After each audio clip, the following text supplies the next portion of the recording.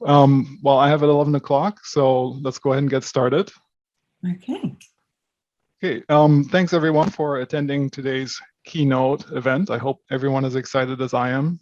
I think this is going to be a very nice keynote that is going to align very well with the mission of ISBS in terms of linking the coaching side to the biomechanics side.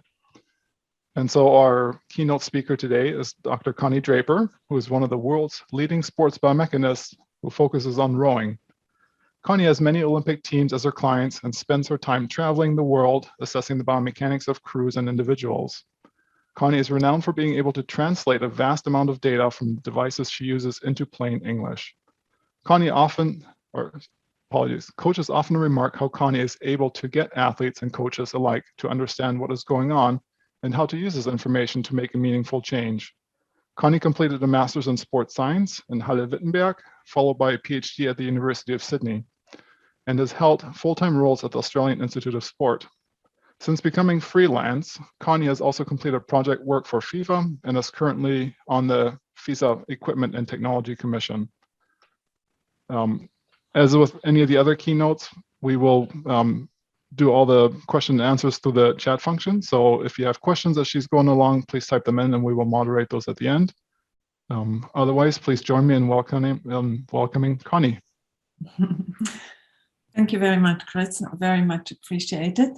Yeah, so I was asked by some former colleagues from Canberra if I would like to give a keynote about, how we sort of deliver applied biomechanics services to elite athletes. And I have been very fortunate to being able to work as a sports scientist and sports biomechanist in sports institutions such as the AIS in Australia and also the New South Wales Institute of Sport. When I started as a young scientist there in '96, it was at that stage I felt very fortunate that I was able to work straight away at the Australian Institute of Sport, and at that stage going towards Sydney 2000. Of course, it was all very vibrant, and the applied sciences side within the Australian Institute was already really well developed. And I guess I was very fortunate that I had fantastic access to great scientists such as Dr. Bruce Mason, Professor Dr. Alan Hahn, and there is a long list within the Australian Institute. So where I pretty much learned a lot of the tools I can, I use on my daily, in my daily work. What I also really enjoyed working at the Institute right from the beginning was that there was this multidisciplinary approach where you worked not just within the area of biomechanics. No, you had access and you were working with several sports, but also with several scientists from different areas, such as physiology or psychology. And as a team, you really try to support the coaching staff and the athletes to work towards their best within their training regimes, but then also towards their upcoming competitions. So I guess that's something very unique if you can experience working at the sports institution because of the access you have not just to your sports science team, but also to the different sports and different relationships you can form within these different sports. As you can see sort of in my timeline of what I have been doing, you can see I worked 2 times for a long stint in Australia, but in between I was also living in Switzerland due to the family arrangement and where my husband was working at that time. And at that time I had to sort of reorientate myself to some completely different work. And I have to say working also for a short stint for the FIFA F-Mark group, and within this Schultes Clinic in Zurich, that was a completely different way of working for me. So I really much enjoyed learning, not just working, always the same, like how I learned and sort of developed that way of relationships with coaches. The working more in this research group within the FIFA F-Mark groups also taught me a lot how just laterally look differently in observing and analyzing information of much larger research groups and research studies.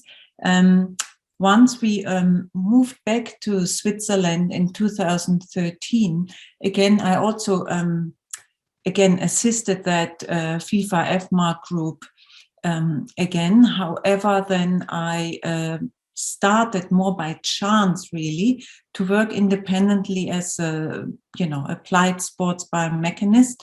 And I got approached by now a lot of, different types of rowing coaches or rowing teams at different levels. And I think what I started then was using or utilizing all the tools I had built up until then, where I just was working with one team, in this case with the Australian rowing team or the Australian slalom canoeing team, to then bring into different types of teams, starting from different elite rowing federations down to different college rowing programs, individual rowers, but also school rowers or club rowers.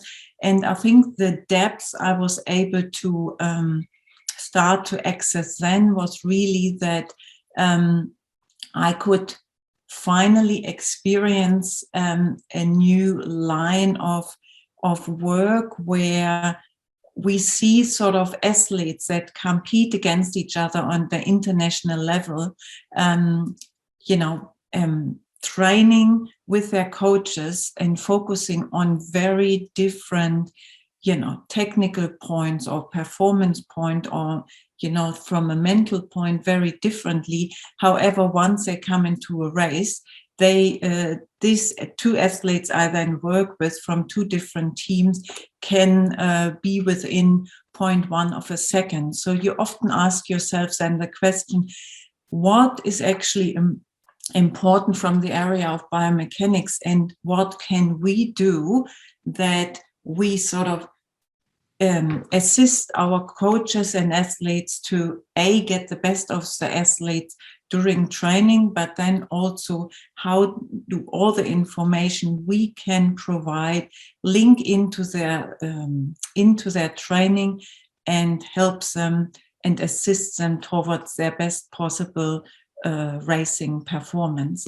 So obviously, starting from there, I would like to go back quickly to sort of say, how do we talk about biomechanics and what is actually important when we apply sports biomechanics to understand the different sports and the environment. And I guess I don't want to go too much deeply into it, but I guess when we talk about sports biomechanics, as you all experience it anyway, is that we all focus on performance optimization or injury prevention, also rehabilitation topics. Just depend where your focus is. In the end, we are all searching to evaluate the motion of human in sporting training, or when you have different types of sport, also the design of equipment they would be using. So the one sport I'm working in, for example, in rowing, obviously, there is not just that training component of the athlete like we would have in running. No, in rowing or kayaking, obviously, you also have a piece of equipment or material you need to deal with and you interact with. So the actual sports biomechanics, how we apply it, and where we try to bring an interesting point forward to support our athletes, obviously comes in many different facets. Obviously, what makes biomechanics so unique, and why do coaches and athletes really like to utilize it? And this is the objective, quantitative, and qualitative analysis. It's something they can actually feel, they can read, they can relate to, but we have to make sure that what we provide as information to interact with the coaches and the athletes obviously needs to be to a point that it's applicable to the sport we are working with. I always like to bring up the pyramid that Val Kleshnev, who is one of the best known rowing specialized biomechanists in the world, who also used to work at the Australian Institute of Sport, and he put together already in 2000 that pyramid of how biomechanics can improve technique. And I always sort of like that as a little summary when I also talk to coaches, because it summarizes it in a very simple, however complex way, what our area is pretty much about. And this is the three elements of measurement, analysis, and feedback. However, it needs to be in a flow that we can utilize it properly to give our athletes the information they need to enhance within their sport. So, from the measurement, obviously, we receive information. Obviously, we need to make sure that what we deliver is accurate, reliable, and valid. And this information obviously need to be analyzed. Obviously, there are so many different types of analysis techniques and techniques. So needs to be clear what is useful for the sport or the movement you are dealing with, and also what part of the training or competition you want to support. And obviously that particular feedback you then give has some knowledge, and that knowledge you need to then quantify. And by quantifying it, you obviously try to use again the tools like the technology to quantify the performance that athlete is capable of doing at that present moment while you're doing the testing. And in that relationship, obviously, you start at the bottom of the pyramid again. So there is a nice little flow to that, and it would start again. However, this is just obviously one part. It's not just applicable to biomechanics. You can make it multidimensional if you want to include different areas. You can also, but you can pretty much apply it to any part of work you are doing within our area of interest. So when we then talk about information feedback, obviously within our area of biomechanics, but again, for me, highly important is that when we deal with sports biomechanics and we deal with elite athletes who train extensively, who do not have so much time to listen first to the biomechanist, and then to the physiologist, and then to the next support person. We need to make sure that how we deliver information to the coaches and the athletes needs to be really precise in the way and applicable in our communication with this coaching and athletes team. So for me, the three keywords within applied biomechanics are always applicable, coachable, trainable. So our information needs to be applicable to the type of sport or movement you are working with.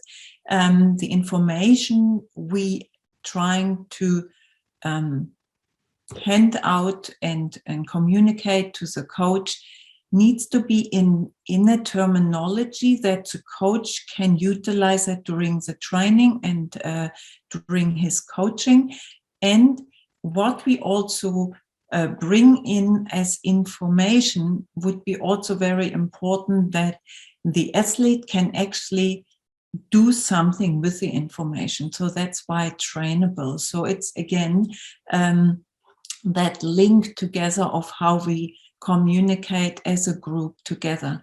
And I guess in this graph also, I always like to sort of, make it visible how, especially the coach, again, with technology or with objective feedback, like to link in with each other, because obviously the coach utilizes the skill of his empirical knowledge of the sport, his eye, to actually give, to assess and observe the external appearance of the movement he is working with. So he uses his eye to communicate to his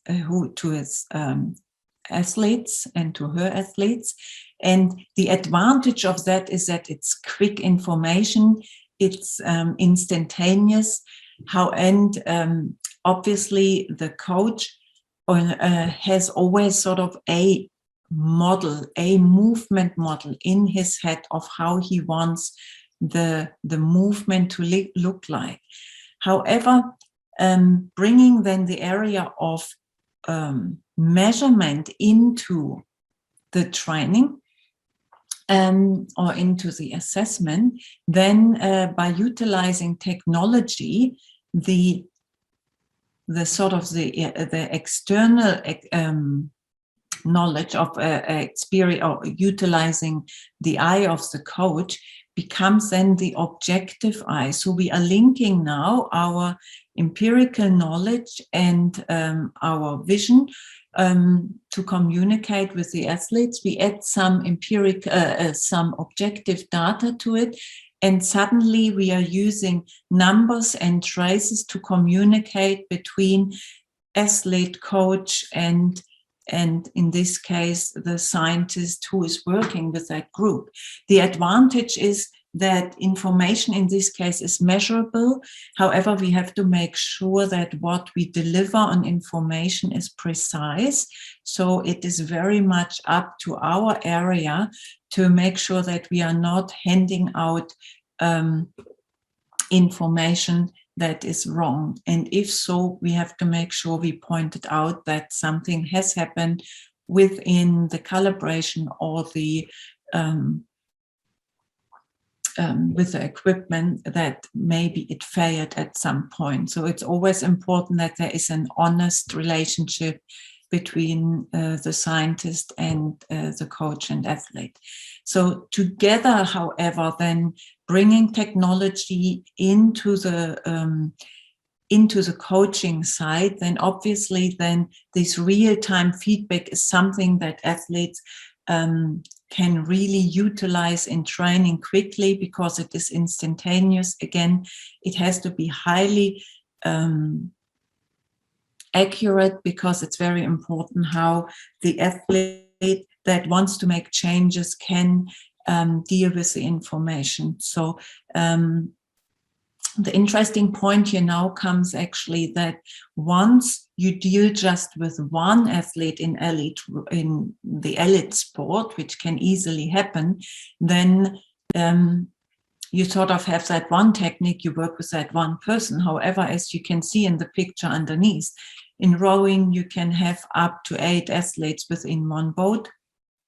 And then you have not just the individual crew technique and performance of the athlete. Now then we actually come to the point that there's also, or it requires literally a crew signature or crew technique that needs to be efficient in a way that it can produce the best possible performance, crew performance or team performance, if we talk about team sports, possible. So it can become very complex very quickly within our applied area of sports biomechanics.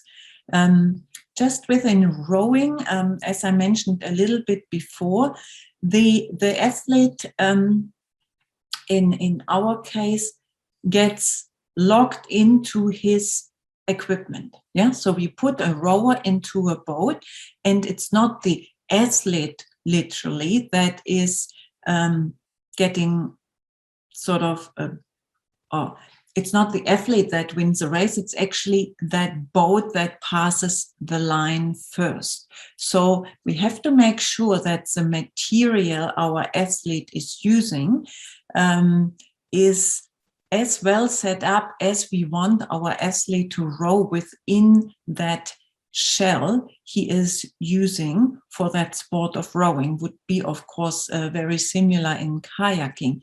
So the areas in rowing biomechanics are not just athletes-based, they are pretty much also material-based. And because it's an outdoor sport, there's a lot of knowledge that we need to communicate with coaches and athletes about fluid dynamics, obviously also the weather conditions, the boat builders, obviously, and also the oar builders. They need to make sure that the equipment they design is pretty much up to the highest standards so the athletes can perform their best with the equipment available. Lots of innovations come actually out also in the sports of rowing within the para sport. And I guess that is one area where we try to sort of individualize material and equipment more to the athlete's needs. And I find it always really fascinating to look into the para sports, because this is the area where we often have a limitation how far an athlete can go with the disability he has. However, the equipment can be designed to a point that it assists the athletes to just find that another 1 or 2% in his performance enhancement. So as you can see, again, rowing is the actual athlete, 1 to up to 8 people in one boat. Then you have the boat, and highly influenced is that sport by the outdoor conditions. Wind is a huge factor that makes it very hard to predict speeds within the sport of rowing. And that's why also within that sport, it's important that we sort of understand we are not talking about world records, we talk about world best times. The other point that makes rowing quite a different type of sport to many other sports, and this is that the rowing motion is actually not just performed on water, as you can see in the middle.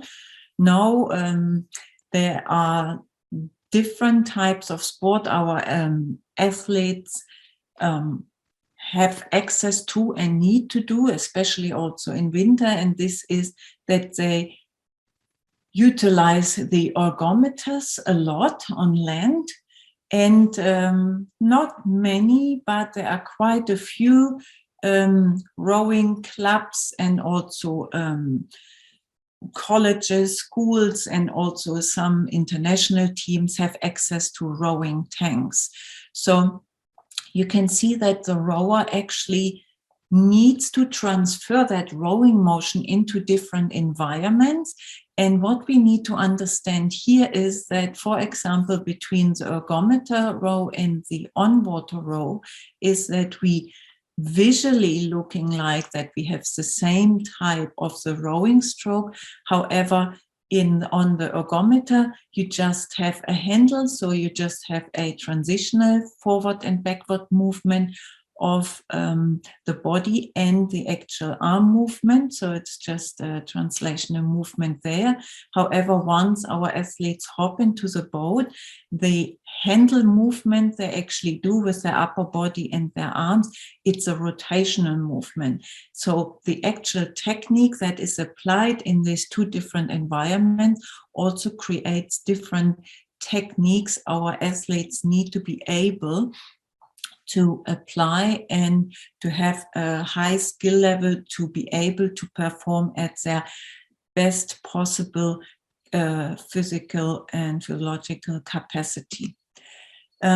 So how do we do that now that we actually implement our knowledge of the applied biomechanics and how we sort of use our theoretical model of how to analyze and assess movement?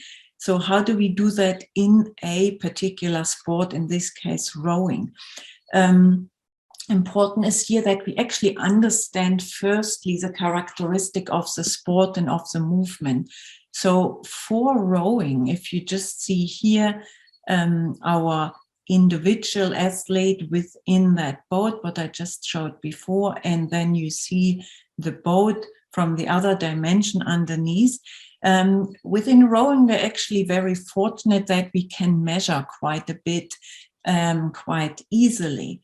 However, again, it is interesting what we actually do with the information within rowing. As I mentioned to you, boat velocity is actually our key performance parameter, as the speed of the boat decides about the placing in your event.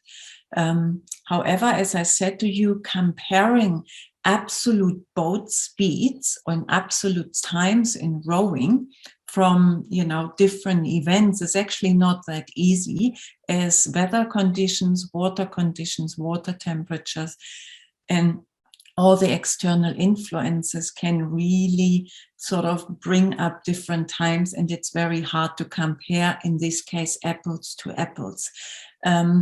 So from that point, we do use and utilize hugely the boat acceleration, because that is a good transfer parameter that shows us how our athletes and crews are able to apply their forces applied within the boat, and how they transfer their coordination of the forces applied to propel the hull. So it's that nice interactive parameter that is that we are utilizing to pretty much explain and assess, to be able to say more about the performance our athletes and crews are able to deliver within the boat at different lengths within training, different lengths of distance with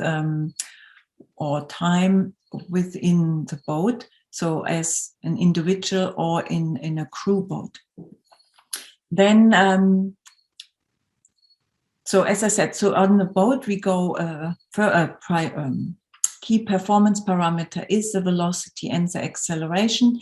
However, as an individual, we also in rowing highly look at, or mostly look at, the individual gate force or handle force parameter and the oar angle or gate angle parameter. So how long is our athlete able to row, and what forces are they able to apply? The interesting part here is that, as I said, we have obviously opposing forces working against each other. So the foot stretcher forces are hugely important within the rowing stroke. However, due to the fact that it's not that easy to measure foot stretcher forces, the gate force and the gate force or handle force parameter has been more utilized within the applied area of biomechanics. which in one way gives us to 90+% a very high correlator to see the, the quality of the force profile on the gait versus the power they are able to produce, and that relates very highly also to the speed the athletes are capable of achieving. However, we should never underestimate how important actually the interaction between the forces on the gate minus the stretcher forces here in the dark gray forces, so how they are interacting to each other, because the sum of the two opposite acting forces give us a net applied for, and as you can imagine, the net applied for of the boat pretty much is that correlator that is a descriptor for our boat acceleration. So having both parameters available, I can pretty much summarize very neatly and accurately what's happening in the boat, and can relate that to the coordination of the athlete, and can also give information in about the effectiveness of that rowing technique of the athlete. However, if I only have the boat, or not the boat, the gate force, and sometimes it can be a little bit misleading to just think, oh, I've got an athlete with very high pin forces or gate forces, he must be my boat mover. So we do have to be sometimes careful that we not judge our athletes purely by that one force profile we have. However, as I said before, to over 90%, it is a good descriptor and assessment tool we have to quantify our rowing motion that we can see during the training, and combine that with the quantitative stroke-by-stroke information of the force profile within that rowing stroke. So in this case, it would work. That's the beginning of the stroke. We see on the x-axis the stroke length or the oar angle. 0 stands for the perpendicular position of the oar to the actual boat hull, to the center line of the boat hull. So we know how much work our athletes are applying and how much force they are producing in front of the pin. So at the moment where they reach their minimum catch angle, how they apply the forces at the beginning of the stroke through that mid-drive and coming towards the finish of the stroke. No force is measured the moment the blades come out of the water. So a pretty simple graph to analyze. However, as you can see, this one is looks quite nice and neat, and there's a lot of work that is produced throughout that stroke. But once you actually have more athletes in the boat, you can actually see that the force profiles of athletes can be actually quite different. And we come to that in a minute.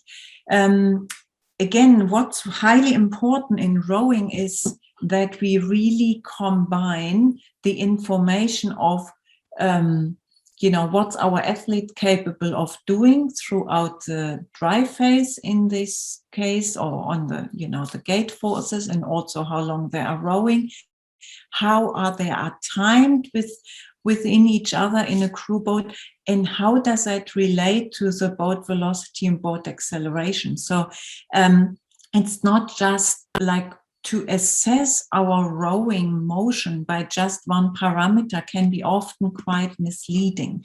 So we need to make sure that the information that we provide is, as I said before, applicable. So what we utilize in rowing a lot is time scale graphs, and we can also link them together. So we use that the stroke length or the oar angle movement, put it on the x-axis, and create then the gate angle scales.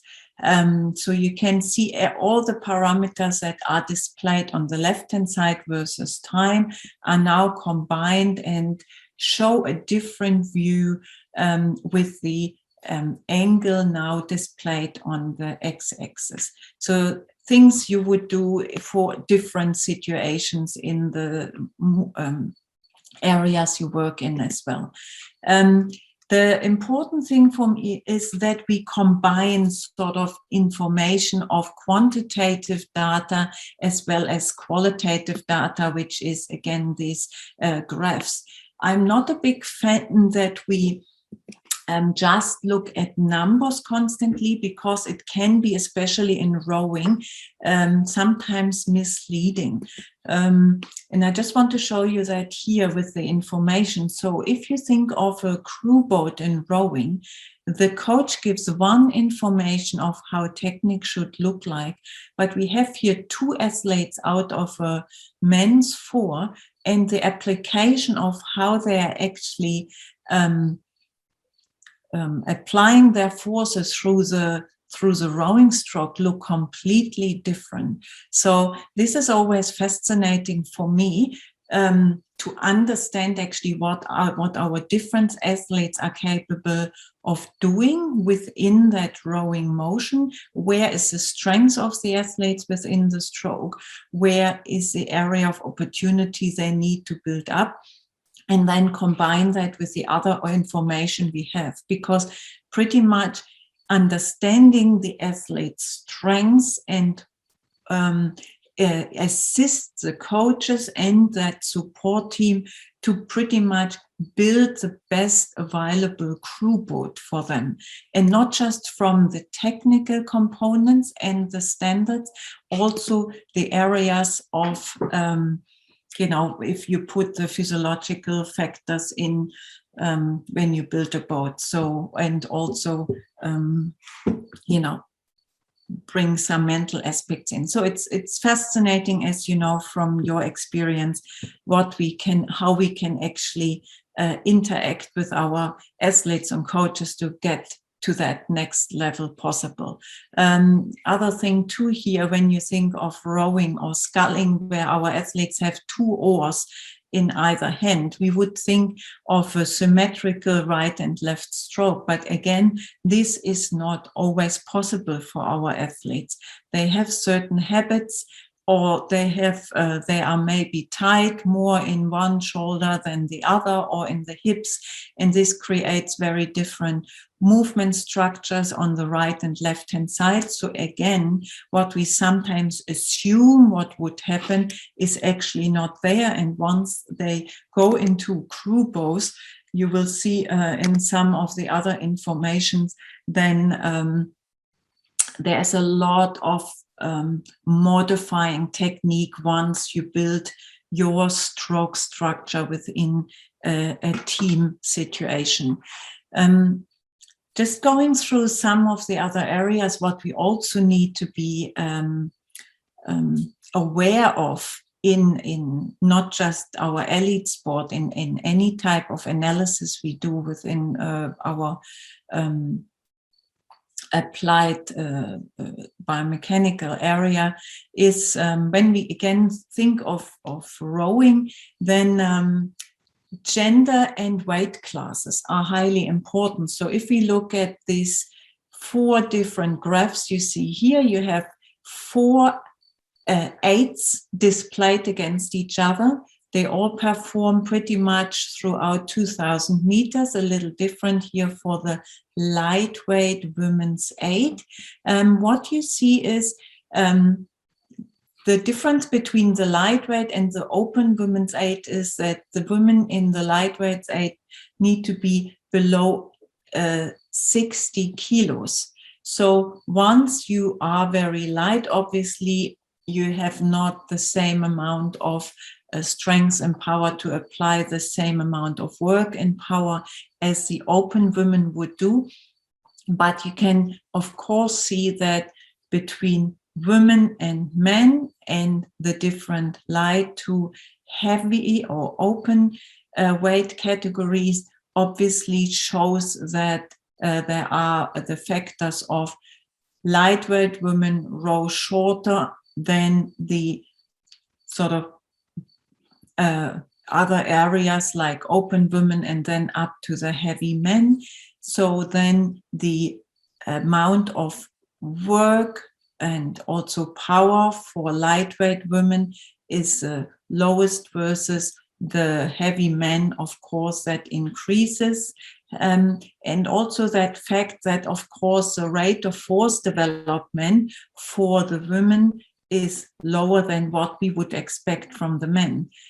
So you see the trends quite clearly. However, when you look at the practical application of the 8 athletes within the boat, you can actually see that there are quite different styles that you have in the boat. And then you have to sort of think of the coach. That is quite hard for the coach to start then to optimize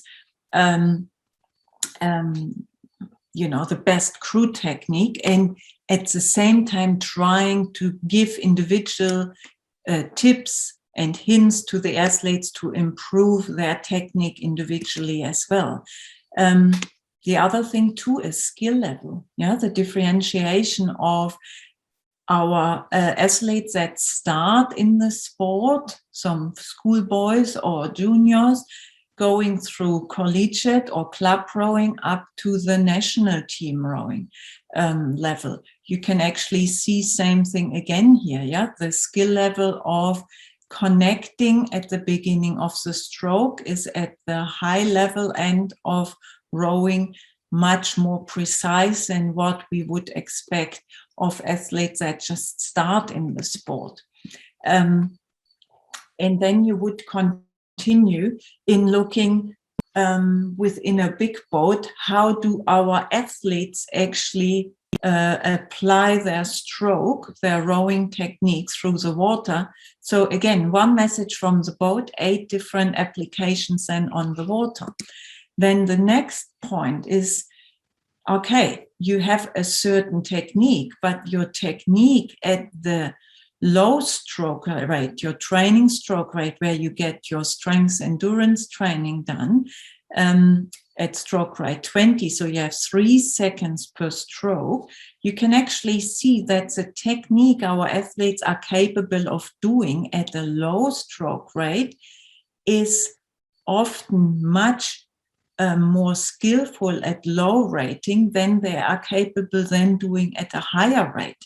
So when we think of a stroke rate of 32, you see athletes here that have started already to decline in their skill level of their rowing stroke and rating 32. So they are now on 2 seconds per stroke. That is still only a sub-race stroke rate.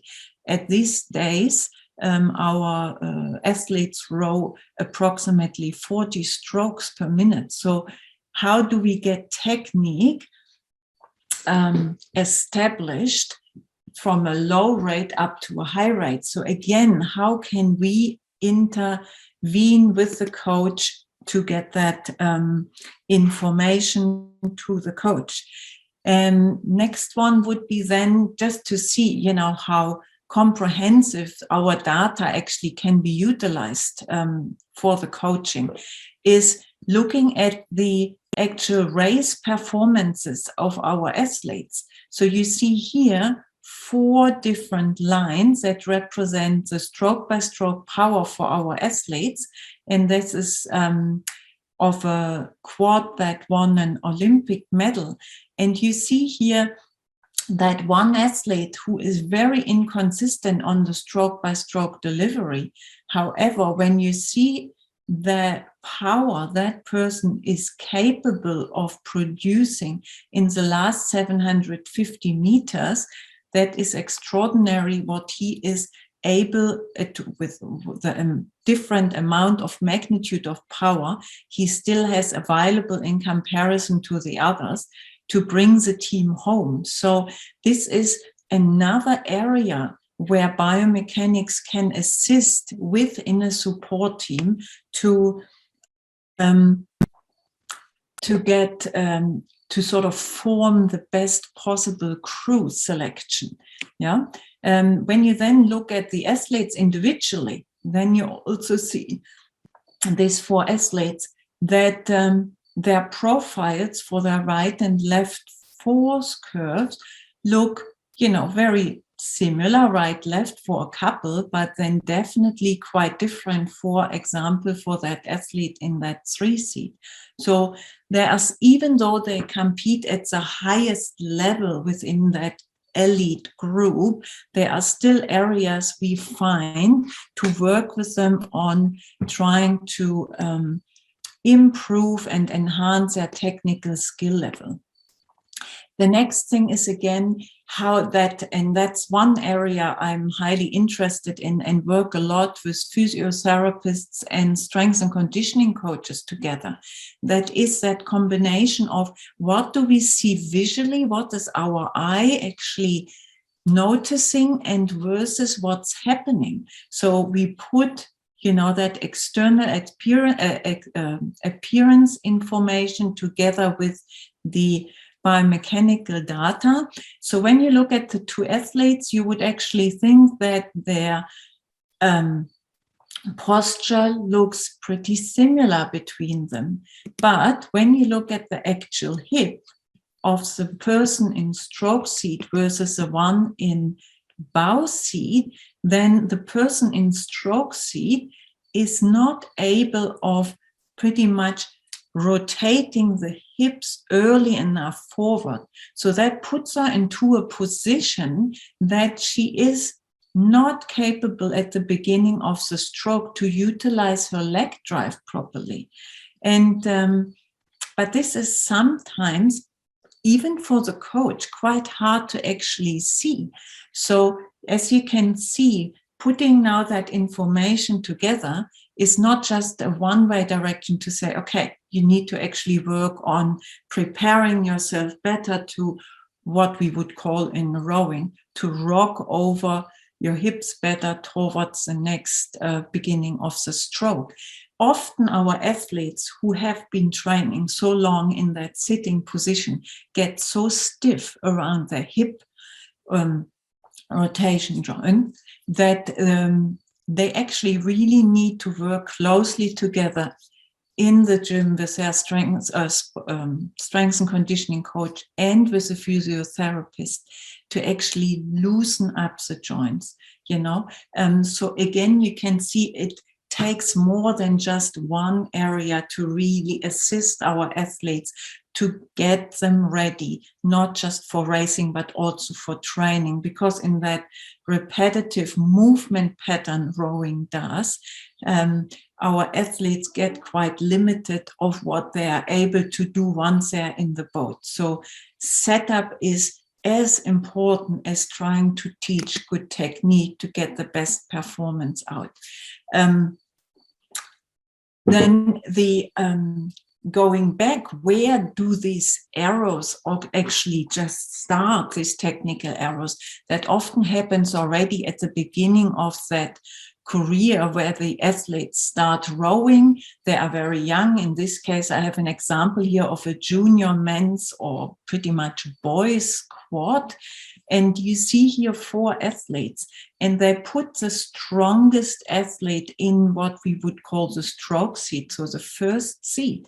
And I also had that athlete in a single scull, so where I tested him individually. Of course, he would never, ever row with these differences between right and left-hand side in the boat that he is rowing by himself. But once you get into these crew situations, especially with inexperienced boats, what we then see is that in this case, these 4 athletes who still wobble quite a bit more than what experienced crews would do, it's the best athlete who is balancing everything out. And what it does then is that we need to be quite careful when we sort of apply that information or sort of assess the information, that we not just say, oh, you're not pulling hard enough on one side, because there is more to it once we integrate athletes together into being a good team both. Yeah, so incorporating biomechanics and this information within a multidisciplinary approach is highly important. It does not work just on its own. So as we said before, yeah, so that interaction between coach, crew, and the areas that support the sport around that is highly important. Yeah. It doesn't hurt to also listen to what other sports are doing. Also, when we go to that next part, then, especially in rowing, what I noticed is now where we have the ability, yeah, to measure a lot during training and racing, it comes to a point that coaches love to monitor their training sessions, and they love to monitor pretty much their training sessions from a physiological point, but also from a technical point. Often we need to be very careful how we assess data, because monitoring data needs to be differently looked at than assessment data, because our athletes are, when they do their strength and endurance training, so they do, for example, in rowing, 20 plus kilometers on the water, and let it be in winter, of course, they are stroke by stroke, just granting through the training session technique can actually look quite differently than what they would do when they go into a piece that is more meaningful and ask for a certain boat performance. So we cannot just judge constantly monitoring data and then think that we are doing the athlete good of constantly telling him what he's not doing within training, because we always have to look at the situations we are comparing. So monitoring data should not really be assessed against assessment data that is done over different distances. So we need to be quite careful how we compare information. Also, when we deal with real-time feedback in training, coaches also, we need to sort of check what are the different demands for different coaches in different situations, and what can they actually handle to look at during their coaching, because it's not worth delivering or putting too much on a display than what the coach actually can take in during a training session, and vice versa the athlete. So sometimes less is more.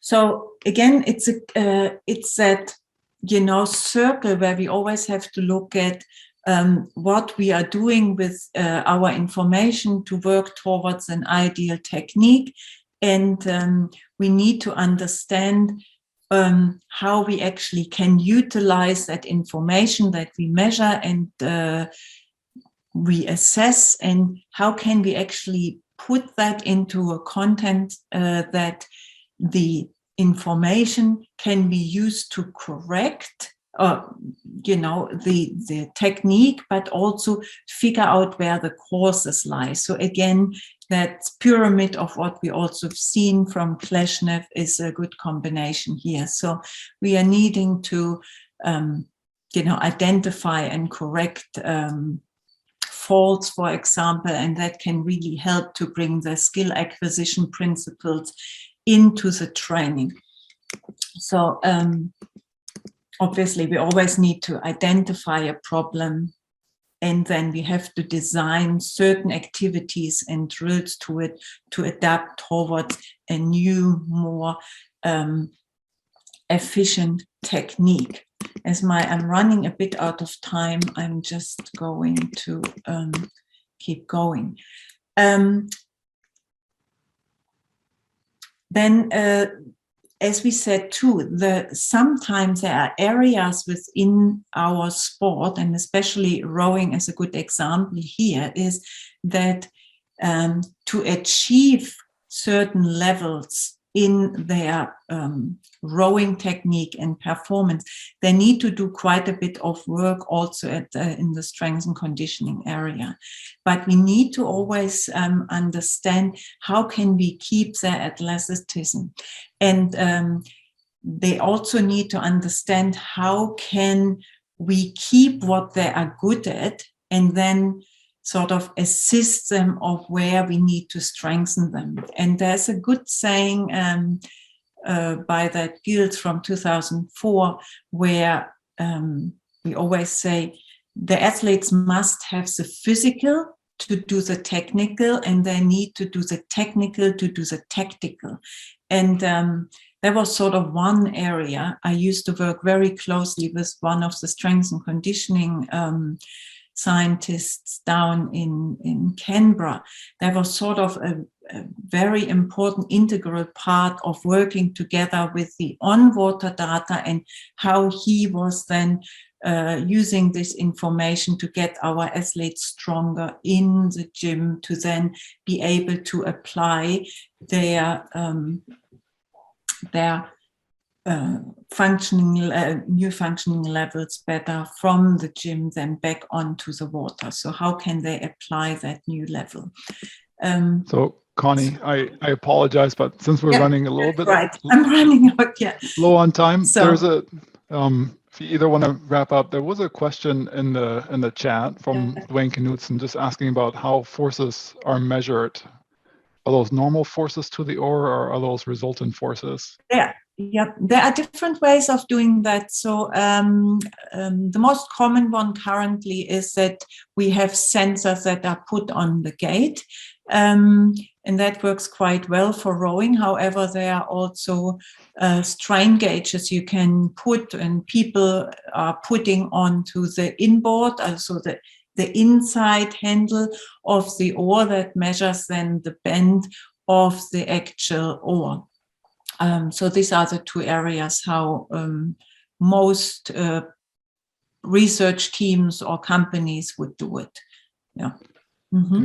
Okay. There's also another question that just came up from Lorenzo Rum. Mm-hmm. So thank you for a very interesting talk. According to your experience with rowing, how far are we from obtaining real-time info about athletes' joint kinematics, especially upper limbs with wearable sensors and so on? I guess it's already around, but having it in the applied sports, sort of in the applied sports field, I haven't really seen it that we can combine the joint area into that external biomechanical measurements. Often we run into that trouble in the applied, during the applied measurements, that we need still a few different systems to measure the entire rowing or capture the entire rowing movement. And then it's sort of that, how many different systems can we actually put onto our athletes to get the information, to get that real-time movement, the actual real movement, and assess it. So I think we are close, but more in a sense of using it sort of for research currently. And I haven't really seen the sort of a solution that coaches would be quite happily be using in normal training situations. But I'm sure we are pretty close. And then maybe a follow-up question with about a 1-minute answer, if you can. Question from Helen Bain about, so which technique parameters have you found to be most modifiable, either acutely or long-term, and how do those relate to changes in boat acceleration, et cetera? Mm-hmm. I guess one parameter that is really well utilized is a handle velocity, especially also when we want to change the crew dynamics between the athletes and create sort of a very strong rhythm for the crew. However, also the gate force or handle force measure is easily sort of changeable by the athlete. But the interesting thing is when I say easily, then they feel what we want them to sort of change. However, they often can do it only in low rating, and it takes them up to 3 months to really sort of establish a new skill level. So improving some parameters in rowing takes quite a bit of time, because it's not just a strength component or an agility or flexibility component. It is very much all linked together. Yeah. Okay, and I think with that, we're out of time. Again, thanks everyone for joining. Maybe everybody can give Conny a virtual round of applause for a great keynote. It was very interesting, and I'm sure if we were in person, you would be flooded with people afterwards asking you questions. But thank you again. Thank you. Sorry, I wasn't quite through it, but I guess we still share presentation, so you can see the rest. Yes, thank you. And again, thanks to the organizers and sponsors as well. Yeah, thank you very much for having me.